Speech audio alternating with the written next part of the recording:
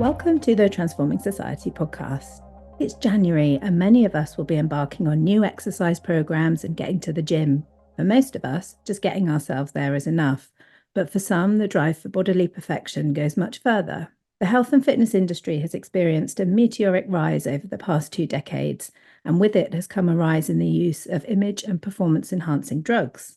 I'm Jess Miles, and today I'm speaking to Nick Gibbs, Lecturer of Criminology in the Department of Social Sciences at Northumbria University. Nick's book is called The Muscle Trade, and it's an exploration of the use and supply of these drugs in a Midland city in the UK. Stay with us to learn about the psychic draw to bodily enhancement, deviant leisure, the hyperreal fantasy space of social media, and the impact of economics and social change.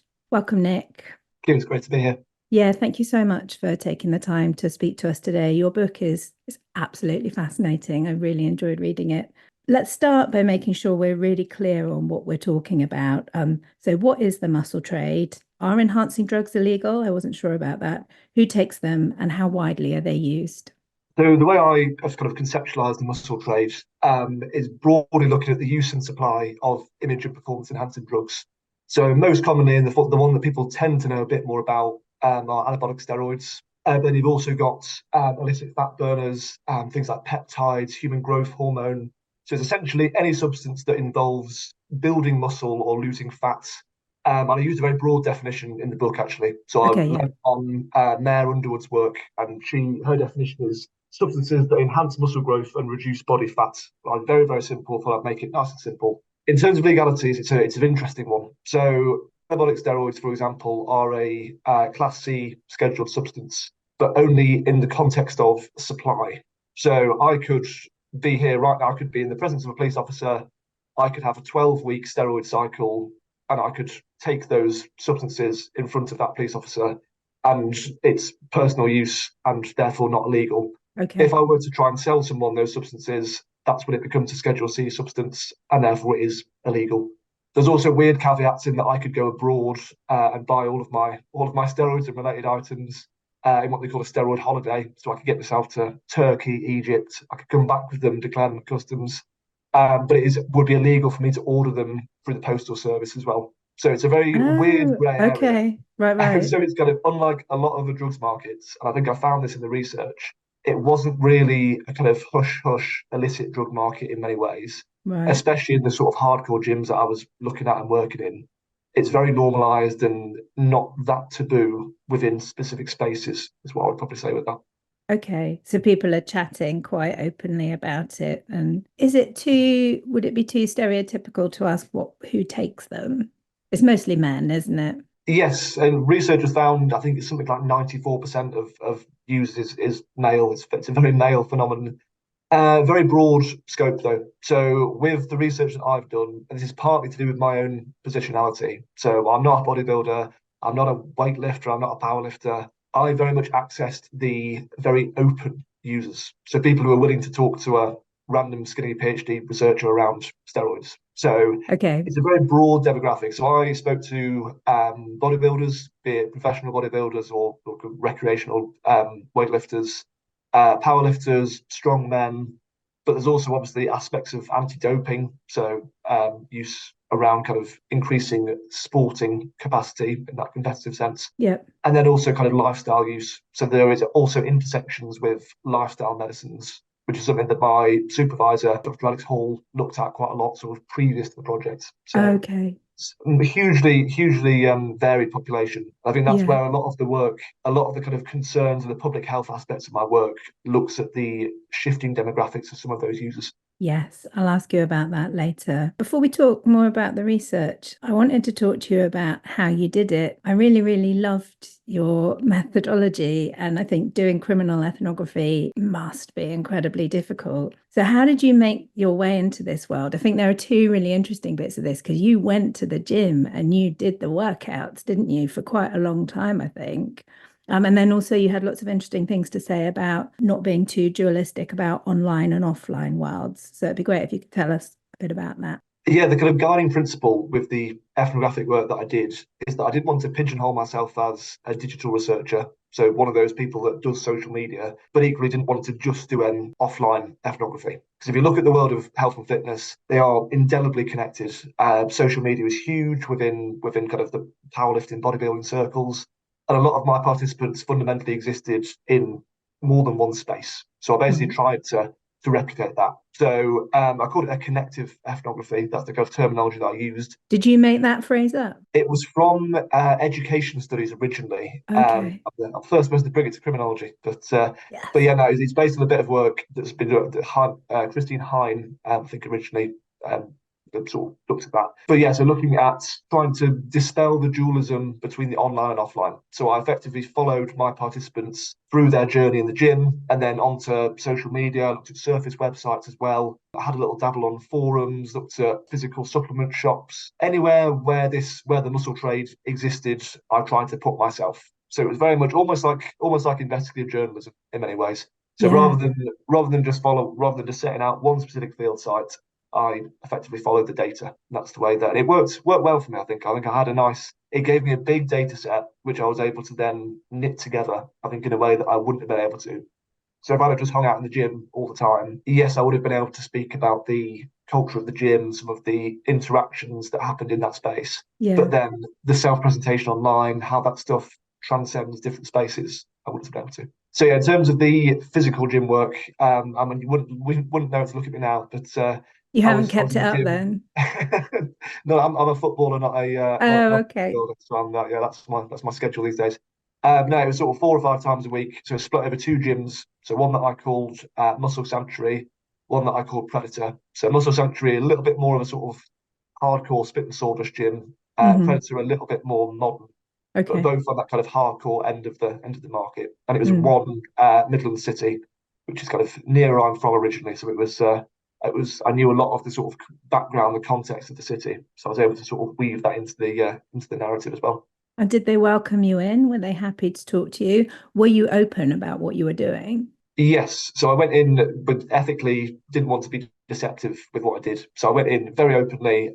So for example, so I set up social media profiles on Instagram and Facebook. Both of those profiles explicitly said that I was a researcher. They affiliated me to Northumbria and just kept it all above board. So I wasn't going in trying to pretend I was someone I wasn't Yeah. fundamentally. Yeah. In the gym, similar sort of thing. So people are very open, I think, I think this is the thing with a lot of research. People like talking about themselves and people like talking about the thing they're passionate about. So all of Yeah. the men, well, those all men and then one female participant, all very, very happy to share their world with me. I think there was a certain amount of tactics in terms of not just making it all about I want to know about your steroid use, I want to know about how you get your image of performance enhancing drugs. It was also about tell me about your way into fitness, tell me about your relationship with your body, tell me about your peers in the gym, tell me about your goals, your aims, what legal supplements do you use, all of this sort of thing. So it's about Yeah. building a wider picture of Yeah. them as people and their kind of relationship to their body and fitness, as well as just going in. So yeah, Yeah. everyone was lovely. It was a really very, very, very open, nice space to work in. That's to be honest. Oh, that's really nice to hear. Yeah, you get certain preconceptions, don't you, about gyms, and sometimes they look a bit scary, but at the end of the day, it's people being passionate about something and just being passionate about what they do, isn't it? So going on to talk about the research in the book's kind of split into two halves, really, isn't it? And one is about taking the drugs and why people take them, and the other's about the supply. So I wanted to talk about the reasons for taking image and performance enhancing drugs first and being prepared to take the risks that go with that. And what I realized from reading the book is that it goes so much beyond just enhancing your physique or being more competitive. So this is a massive question, and it's all covered in detail in the book. But what were some of the most interesting things you found about why people take these image and performance enhancing drugs? So one thing I really wanted to do with the book and with the PhD more generally was to look beyond the kind of basic explanations of why people take performance enhancing drugs. So you read the literature and some really good literature. I don't mean to come out and slate anyone in the slightest by saying this, but you read a lot of literature. It's a lot of public health. It's a lot of people do this because they are insecure about their bodies, or they want to do well at sports. And on some level, that is correct. But I wanted to dig in a little bit further into this. So to paraphrase Simon Winlow, I wanted to look beneath what was going on in this. So it was kind of the guiding question became, why risk injuring yourself, hurting your health long term? Why become so obsessed and so deeply in this world of performance enhancing drug use? So that was kind of what guided me, was the question of why the extreme, why the extremities. So I split into 4 bits. So within my book is split into, as I say, kind of 2 broad sections, and there's 4 chapters that actually look at motivations. The first tries to be a little bit more universal. It's probably the hardest one to explain as well. So I lent on Lacan and lent on Todd McGowan quite a lot in this chapter, and looked at the notion of desire. So quite often when people talk about bodily ideals, we think that if we can somehow reach our bodily ideals, if we can satisfy our need to look better, that will mean that everything's happy, everything's good. We've achieved what we want to achieve. I lent on Todd McGowan's book, Philism and Desire. I lent on quite heavily for this, to basically explain that it's not the satisfaction of our body idea we actually want. It's the perpetual striving to achieve that, to go toward those ideals. So we're in a constant, and I'm sure you're similar to me, I'm sure we all have, the relationship to our own bodies is constantly something around striving, about trying to achieve. Very rarely are we completely satisfied and satiated with ourselves. So the framework that I kind of used was that all of my sample were taking a sort of psychic satisfaction from the constantly trying to strive to achieve their bodily ideals, but didn't ultimately want to get there. So within that framework, I then understood the use of image and performance enhancing drugs to be about putting further barriers up to the satisfaction moving the of those ideas. goalposts or extending, making the goal further away in a way, isn't it? Yes, Yeah. absolutely. So quite often there was a narrative of, well, when I reach my natural ceiling, when I get my body to the best I can get it without using drugs, that's when I'll start using drugs. So effectively we see that those body ideals somewhat could be achieved naturally. So therefore we put an extra barrier in, we erect an extra barrier to stop the body from being entirely a satisfied, complete project. Yeah. And interestingly, fitness lends itself to this incredibly well. So Zygmunt Bauman, this is really interesting. I had stumbled upon this completely when I was just reading Bauman just generally. And he did some really interesting work around conceptualizing fitness. It's literally like 2 pages in Liquid Modernity. Okay. But he basically looked at it and said that fitness lends itself to an ongoing, never-ending quest. So we don't ever achieve fitness. So what is fitness fundamentally? It's a state of preparedness for a future task that remains kind of unclear. So we can be in a full state of health. I can sit here and say that I'm in reasonable health, but am I fit for the next thing that I'm doing? Yes, I'm fit to walk to work. Yes, I'm fit to jog 5K, whatever it might be, but I'm not fit to lift a heavy weight. I'm not fit to go and do a cage fighting match, whatever it might be. So we're in this constant, we could always be fitter. So fitness as a sort of concept really lends itself to this idea that we don't ever want to achieve, we want to strive to achieve. And that's kind of how I linked it in with that first aspect. That's so interesting. So you didn't meet anyone in your research who kind of went, "Yep, I'm happy with my body as it is now. This is fine." No, very interestingly, quite a few people looked back in hindsight and said, "Oh, when I was 32, I was very happy with my physique. I looked great." But Right. I would argue at the time that they would have been able to pick out multiple aspects of that physique that they could have improved. So you even get it with effectively looking in hindsight. People will say that they'll use that as the ultimate endpoint, even though they've already achieved that. They still have that to kind of look back to. So Yeah. that was my kind of, not maybe not universal, but certainly the kind of like the big theory around motivations. What are the other 3? So firstly looked at sporting motivations and instrumental reasons. So very much in line with the literature, there is a huge amount, obviously linked to performance in sport. So a lot of the people I interviewed were professional bodybuilders, powerlifters, competed in non-tested federations. So they were able to, in their sport, use steroids, and there was a huge normalization of Oh, steroids in okay. this context. Right. Okay. So one of my favorite quotes from the book is from a former professional bodybuilder who did a bit of strongman. And when he was quite young, I think he's about 21, he turned up to a strongman competition, and a few of the lads were kind of huddled round and said to him, "Oh, what have you taken? What are you on?" And he said to him, "Oh, I've taken some flapjacks and some protein powder." And Oh, he basically got bless. sort of laughed out of the room because the Yeah. normalization of that culture was that they were all taking a fairly heady cocktail of steroids at that point. Wow. different enhancers. So there is that aspect of normalization within sporting cultures. So So if I want to you can't achieve, compete if you don't then. Yeah. yes, Okay. exactly. So Right. if I am not going to get anywhere near be winning a competition without using steroids, there is a real normalization. So in Okay. terms of Right. that instrumentality, that was certainly there. But Yeah. equally, it goes a little bit broader. So Justin Cotter, who I work with at Northumbria, he, along with Georgios Antonopoulos, wrote a lovely paper around instrumental use of anabolic steroids. So outside of sporting competitions, the use of steroids in to improve occupational performance. So it could be doormen, it could be people working in physical Oh, manual yeah. work, and equally in the criminal world. So in my research, I kind of followed up with that a little bit, found that a lot of the PTs and the personal trainers that I interviewed and worked with were very concerned about their own appearance because their body effectively becomes an advertisement for their Yeah. business. Yeah. So in their minds, they had to keep up a certain level of physique.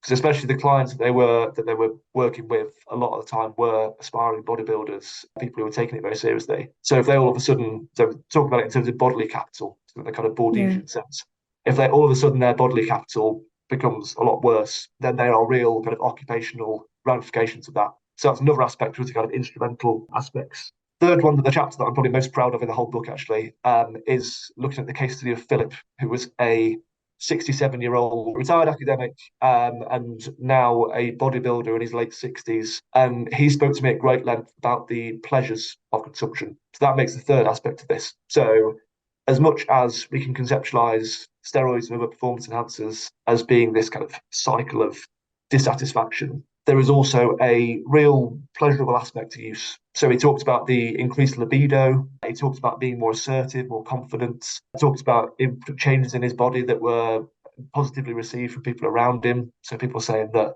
oh, you look so young, you look fantastic for your age. How do you do this? So he really enjoyed and took pleasure in the effects of the testosterone. His is the lifestyle bit, isn't it? Like it was Yes. his whole life, and he seemed to like travel around a lot and do lots of fancy things. And yeah, Yes, absolutely. So he very much conceptualized testosterone as a gateway to the good life. So I'll talk about it yeah, as the elixir of youth in his mind. So he kind of kept him going with this with all the things that he loved to do. So we had quite a nice sports car. So we used to drive around in his yeah, nice sports car. Had the motivation to get away on holidays, to meet people, and a lot of that he attributed to taking performance enhancing drugs. Not a huge amount, literally just sort of topping up his natural testosterone, but it's that real lifestyle aspect of this, which I don't yeah. think has had quite as much attention as other aspects of steroid use and other bits and bobs. No, So you always think about it in the gym, don't you, or in competitions, but not usually as like a broader thing. yes, absolutely. So he was effectively he was enhancing his whole life. It wasn't Yeah, enhancing his gym work. It wasn't enhancing his ability to compete. It was enhancing his whole existence. So he quite often compared himself to other men in their 60s who would shuffle around, maybe go to the shed, do a bit in the garden, maybe go and, I don't know, just sort of shuffle around and not do a great deal. Whereas yeah, he was out there living his best life, and he kind of attributed this to anabolic steroids. Final one was around social media. So linking through the idea of dissatisfaction, saw social media as a kind of this hyper real space where we're constantly in comparison with others. yeah, So think about it in terms of those barriers to our satiation of our bodily ideals. If we can see a global peer group of people who look fantastic, have every aspect of their body looking beautiful, are also preened and improved by filters, lighting, selective photos, that becomes, in the words of Sue Backhouse, a quite large expression, becomes a dopogenic environment. So an environment that lends itself to people moving towards anabolic steroids or other performance enhancers. that's such a great phrase, that dopogenic environment. Yeah, Yes, I mean, it captures it quite nicely. So a lot of my sample, they talked quite explicitly about the need to get loads of when they were looking good. They took multiple photos so they could upload them at a later date. So you'd have people who do a photo shoot when they were looking fantastic, and then use those photos during the next sort of 3 months when their diet might have got a bit off track or they might not look quite so yeah, good.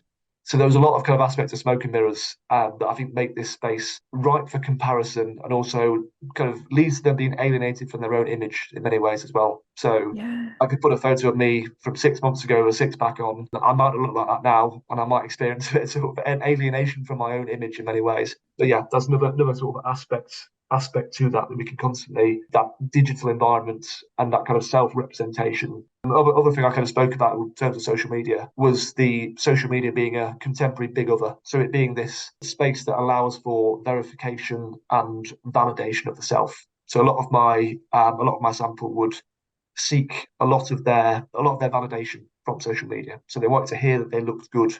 They wanted to hear that other people were impressed with their physique. And that was extended to others as well. So I had quite a nice interaction about halfway through the field work where I put a fairly kind of self-deprecating Instagram story on saying, "Oh, I'm getting there, but still the skinniest guy in the gym." I think was my expression. Yeah. And one of the guys messaged on direct message on Instagram and said, "Oh, mate, you're looking great. You're really improving." And you do get this. It's a sort of sense of community, but equally there's an understanding that you kind of mutually reinforce each other in that situation, which I find really interesting. Yeah, it's so fascinating. And all of these different four aspects just show how complex it is and embedded. I wanted to, in my introduction, I mentioned economics and like the social history of places, because you say in the book that this was really relevant. The place, you called it Portsford, didn't you, in the book, the city that you were Yes. working with. So can you talk about the connection between the economic and social history of the city and what you found in your research? Yeah, absolutely. So Pottsford is a archetypal post-industrial working class city in many ways. So a real heritage of sport and sporting achievements, and a real heritage of physical culture, which is kind of what I touched on. So I wrote a paper, well, technically the year before last now, around post-industrialism and the nature of craft and graft in the gym. So Right. I kind of wanted to pick up some of these aspects. So Pottswood's history is around a lot of manual working class jobs that don't exist in the contemporary economy. So the city now characterised by warehousing, service sector employment. There's a real dearth of kind of meaningful working class employments in the city. So the So kind of did you say it space I was was wanting. ceramics? Yes, it was the Pottery, ceramic ceramics? industry. Yeah. So it was the principal exporter and producer of lots of aspects of ceramic ware, so lots of tableware, Mm, more industrial aspects. Like a lot of the good quality ceramics ware came out of the city. So yeah. it was an industry that was artisan as well as being to scale. So Yeah. it's a huge industry, but also there was a real aspect of craft and skill, which just has not been replaced. So you Right. go around the city. I was there last week actually. You go around. There's a lot of big warehouses. You've got your Amazon warehouses. You've got your AO warehouses, whatever else. Mm, And there was really not that much kind of meaningful employment around the area. So yeah. it's one thing I was interested in terms of how does the gym factor into this? And something that really interested me was this idea of labour and production in the gym. So think about what the gym is and what we do in the gym, and a lot of the tropes and the language around gym culture. A lot of it is around working hard, building yourself, building your body, achieving something, which obviously links into a lot of discourse of late capitalism as well in terms of a lot of the symbolic language of it.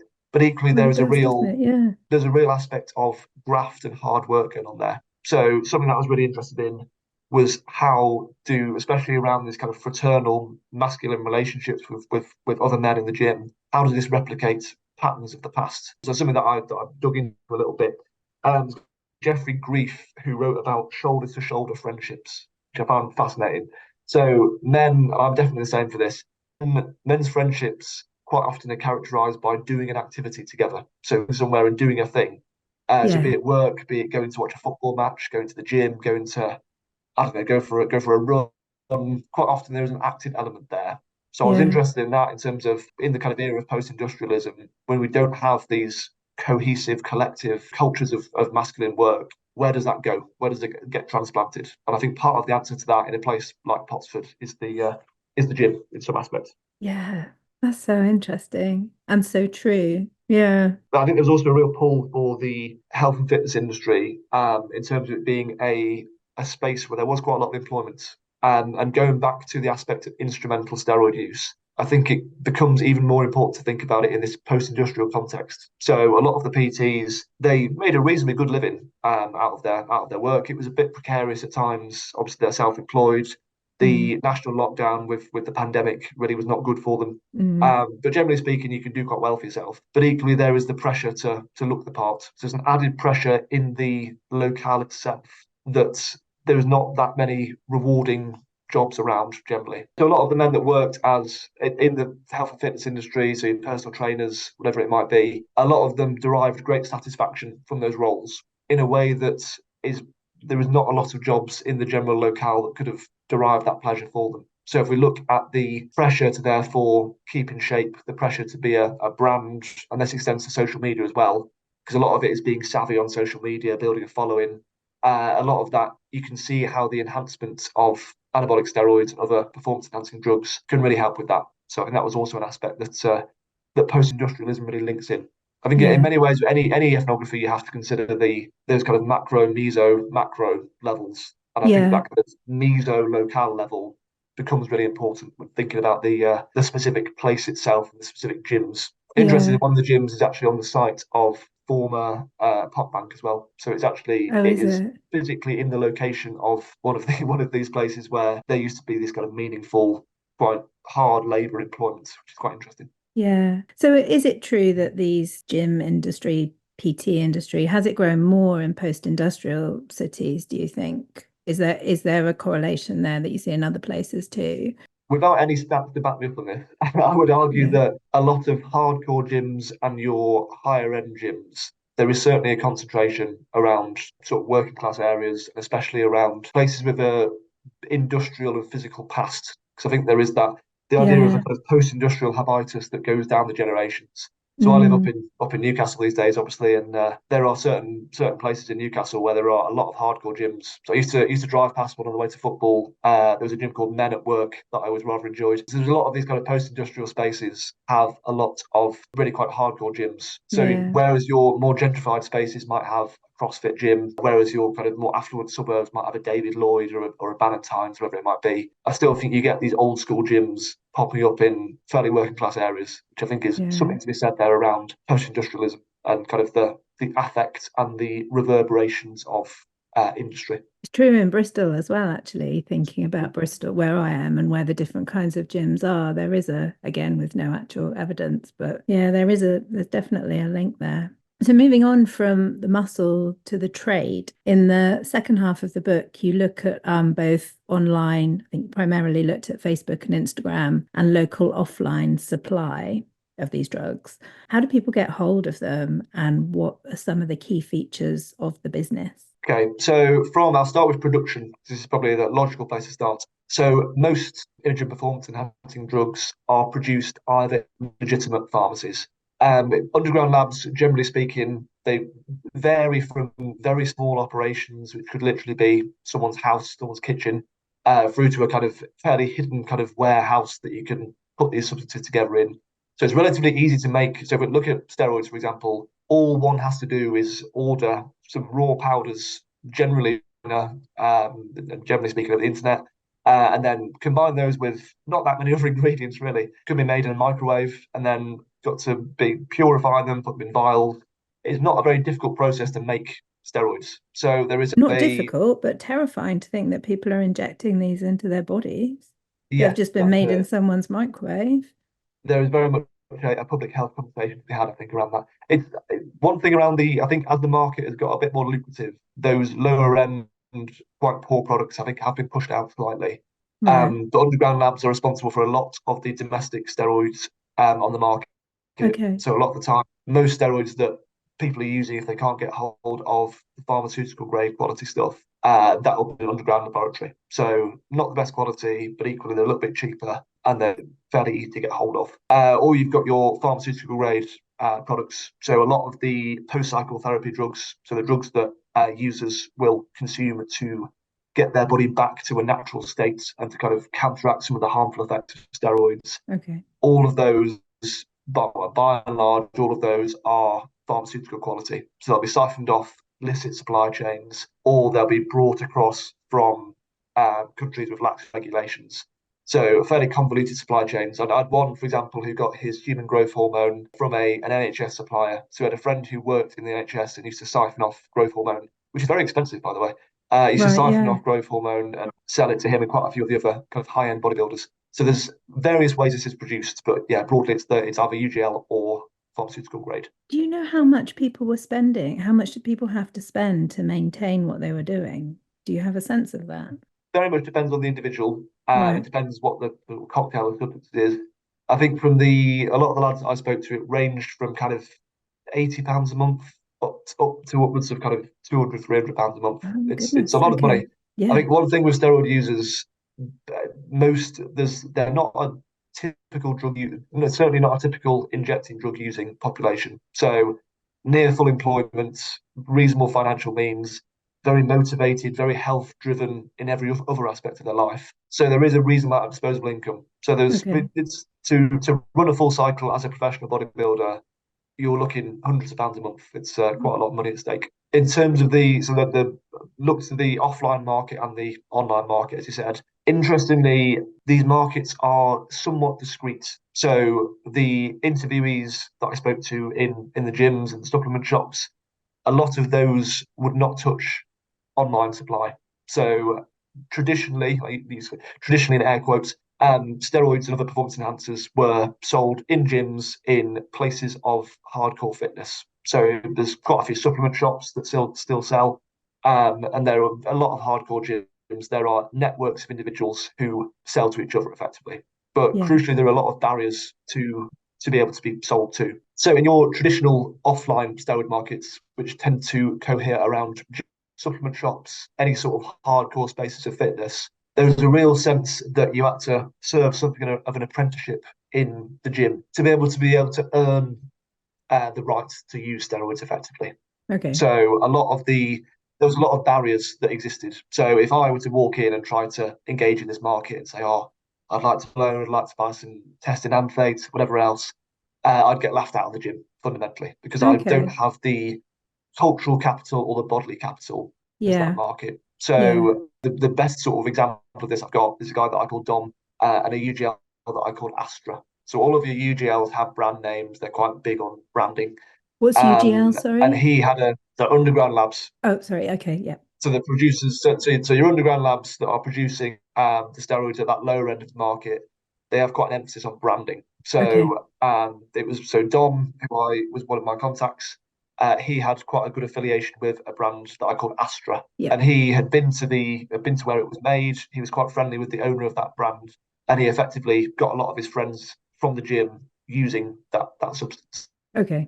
So he was kind of vouching for it, and he was getting. I think he was also getting a few freebies off the back of it as well. So it was kind of he was introducing the lads. So Yeah. there was a network of I think it was 4 bodybuilders that were brand because Dom had vouched for it and he said this is a good quality product to use. So it's real kind of informal, peer based, very culturally embedded markets. If you're Mm. talking about the offline Mm. scene, Yeah. changes a lot when we talk about the online supply.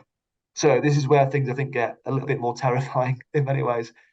So I focused on Facebook and Instagram as my 2 platforms. And the sort of big takeaway from this is that the accessibility of a lot of these products is ludicrous in many ways. It's very, very, very easy. So a lot of Right. the barriers that exist in the offline market are eclipsed online because there's no serving apprenticeship to be able to earn these products. There's no support in the gym and are you sure this is the right thing to do? It's very much a cold fit driven industry when we talk Yeah. about the digital side.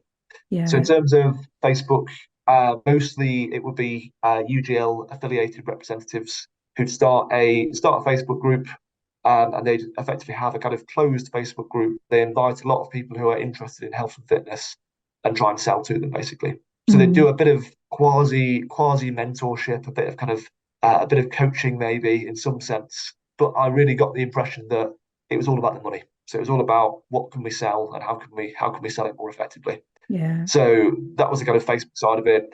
Instagram didn't have the capacity to do a kind of group in the same way as Facebook. So there are a lot of advertising tactics. One particularly interesting one being is sponsored athletes. So professional bodybuilders, people with a big following online, so a lot of your gym influencers, those sorts of people, they'll effectively have they'll promote products online. So they'll vouch for the quality of those products online. So it could be they'll have a little hashtag.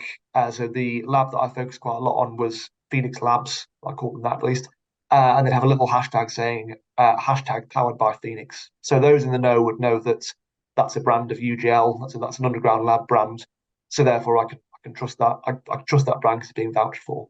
So a lot of Yeah. advertising strategies that mirror the legal fitness industry, which is interesting, to try and build up a little bit of trust because people are generally less trusting on digital platforms, which is entirely fair enough. Good job too. Um, But yeah, yeah. yes, then generally speaking, they'd then quite a lot of the time they'd approach you if you followed their page.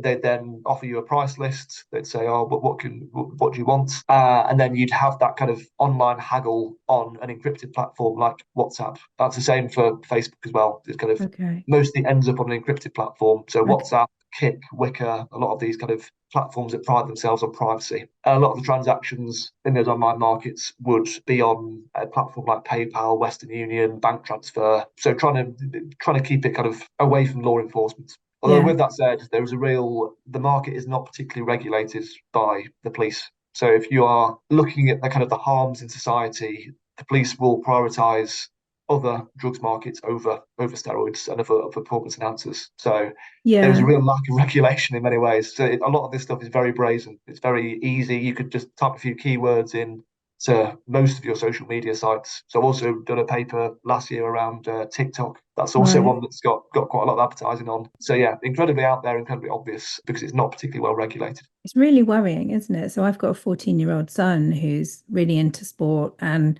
like as he grows will like he's already showing an interest in the gym and bodybuilding and things. And you could just see them like kind of going off on this. It only takes a few hashtags and a few adverts. And then if these UGLs are kind of actively promoting to people rather than what is really ethically difficult. There must be loads of young guys who get involved in it when Yeah, they wouldn't have done if they hadn't have been approached by these people. absolutely. Yeah, I think it goes back to the what is social media as well as a space.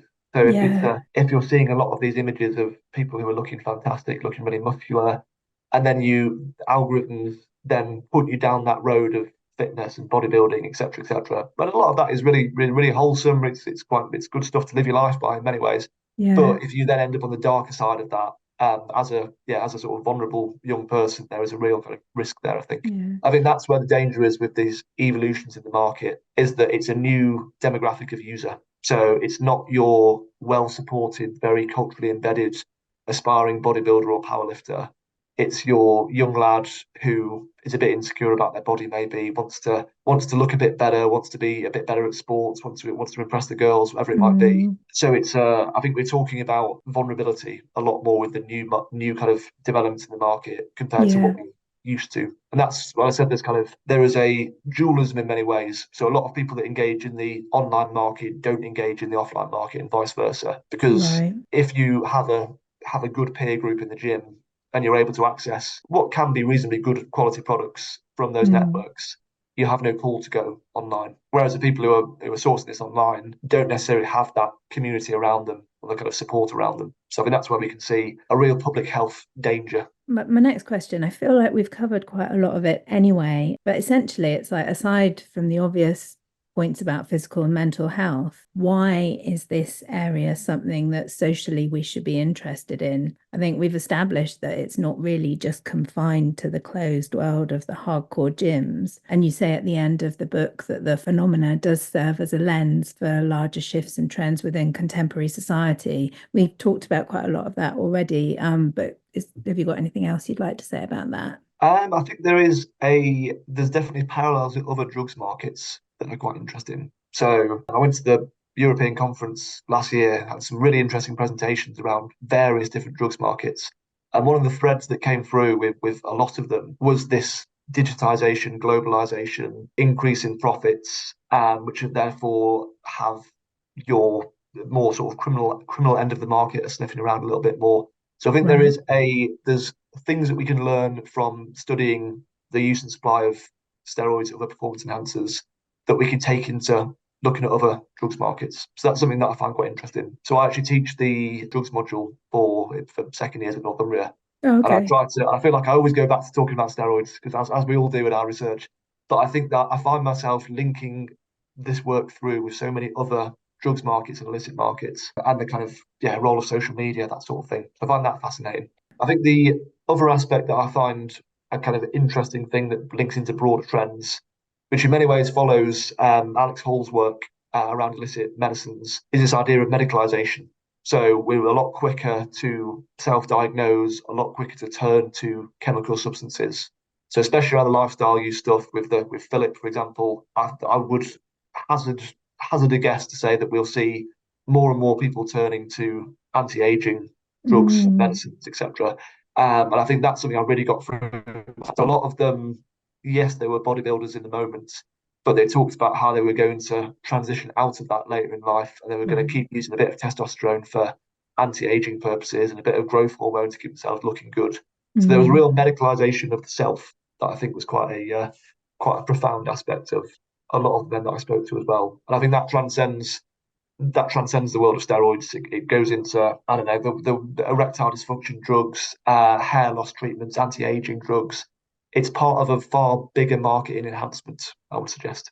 Yeah, that's so interesting. Okay, this is my last question. So, with transforming society in mind being the name of the podcast, what would you like people to take away from the book? First thing I'd like people to take away would be that the motivations for A, hardcore gym work, and B, the use of image and performance enhancing drugs are far from simple. So I hope to have painted a fairly convoluted picture in the book around the multifaceted nature of why people do this and what drives people to go beyond the normal levels of exercise and activity and health. I think you can't have that conversation without a look at locality, without a look at sort of these deeper psychological processes, this immediate sporting context, this digital environment, and then those broader concepts of medicalisation, anti-aging, that sort of thing.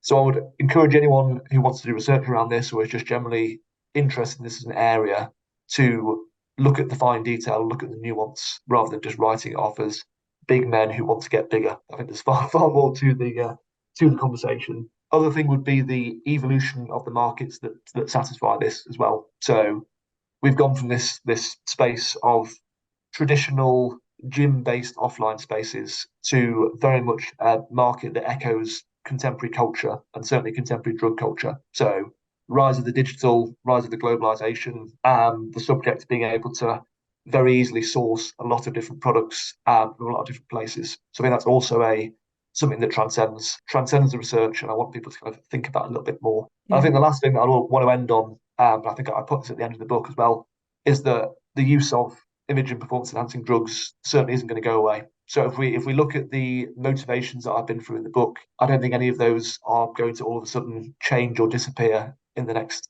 decade or decades. So I think this will be something that will stay with us. And I think off the back of that, there needs to be a conversation around long-term public health of long-term users, around vulnerability of those at the lower end of the market, and kind of exploitation, some of the issues around use by young and sort of vulnerable people. So I think that would be my main takeaway, would be that this is a snapshot of my experience of the market, of motivations, but this is certainly not the last bit of research and last bit of attention that this subject would draw. Yeah. Brilliant. Fantastic. Thank you. It's such a fascinating book and such an important insight into this world that we all make assumptions about and don't really see all that often. It feels very important. More information about the muscle trade, the use and supply of image and performance enhancing drugs by Nick Gibbs is available on our website, which is bristoluniversitypress.co.uk. Thank you so much, Nick, for speaking to me. Thank you. It's a pleasure. Yeah, thank you. Thanks.